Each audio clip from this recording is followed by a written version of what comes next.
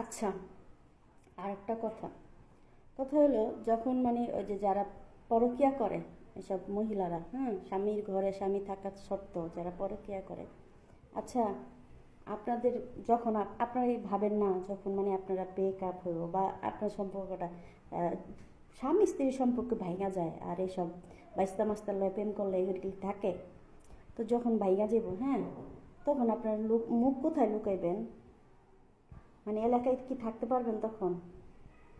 আপনারা এলাকার বউ, মানে তখন তো আপনারা ছিছি করবো মানুষ পিছন দিয়ে। মানে চিন্তা করেন, আপনার হাইটা যাবেন, আপনি যতই বোরকা পরে থাকেন না কেন, হ্যাঁ, তখন করবো এস আমার কাছে খুব ভালো লাগতেছে এসব ভাইবা, বুঝছেন? আর বিশেষ করে ভাবতাম না, আপনি যে ছটফটান না, আমার দেখলে আমার খুব ভালো লাগে জিনিসগুলো। হুম, আমি দেখি মাঝে মধ্যে, চোখ পড়া যায় আর কি, যাই হোক, আপনি যে ছটফটানিগুলো না, ওগুলো আমি দেখি, ঠিক আছে? তো আপনার সাথে যেই লোক আছে, মানে যিনি পরকীয়ায় লিপ্ত আছে, আপনার ভাইস্তা, হুম, সম্পর্কে ভাইস্তা, তো ও, আরেকটা কথা, আপনি আমার বলছিলেন আমি আমার দেবরের সাথে, মানে দেখেন, আমি আমার দেবর দেবর লাগে সম্পর্কে, তার সাথে আমি আমার কষ্টের কথা দিয়ে একটা শেয়ারই করতে পারি, এটা স্বাভাবিক। দেবরের সাথে শেয়ার করা যায়, হ্যাঁ, এটা হলো একটা ভাই বোনের মতো সম্পর্ক বলেন, আহ, বাবা মার মতো সম্পর্ক বলেন, যেটাই বলেন, এটা একটা ফ্রেন্ডলি সম্পর্ক, হ্যাঁ, ওইখানে বলা যায়।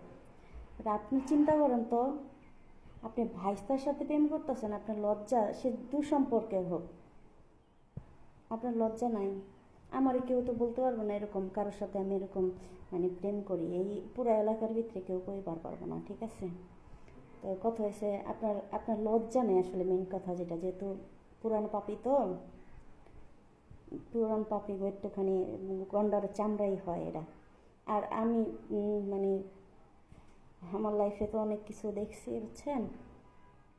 তো আস্তে আস্তে মানুষ আছে না, দুর্গন্ধ না অনেকখানি ছড়ায়। আমার কিছু করতে হবে না, হয়তো আমি রাগে ক্ষোভে আপনারা কিছু বলি এখানে, আমি যেটাই করি, কিন্তু আমি গিয়ে আপনারা কোনো মানে ব্যক্তিগত আঘাত করি না, কারণ ওপরে আল্লাহ আছে, আমি আল্লাহর ভরসা থাকি সব সময়।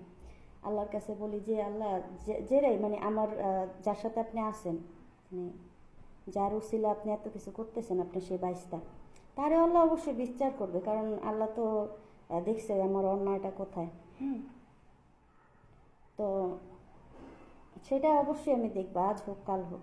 বাট আপনি আপনি তো ছাগলের 3 নাম্বার বাচ্চা হয়ে গেলেন। আপনি মানে আহ, ওই আরও 5 জন আছে, 5 জনের ভিতরে আপনি আপনি ফ্লাশ হয়ে গেলেন আমার কাছে। আগেরগুলো তো আছে, ওগুলো তো বাদই দিলাম, এখন এটা ছেড়ে ওইটা ধরে, এটা স্বাভাবিক, তার সমস্যা এটা। তো আপনি ভালো হয়ে যান, বুঝছেন, এখনও সময় আছে, ভালো হয়ে যান। অবশ্য আপনার তো মান সম্মান নেই, রাস্তাঘাটে আপনার মানে আপনার কথা শুনলে মিনছে তো ওইটা ওরকমই, ওইটা এটা, আমার কাছে লজ্জা লাগে তখন, বুঝছেন, যে মানে কি থুয়া কি দৌড়লো, ছি।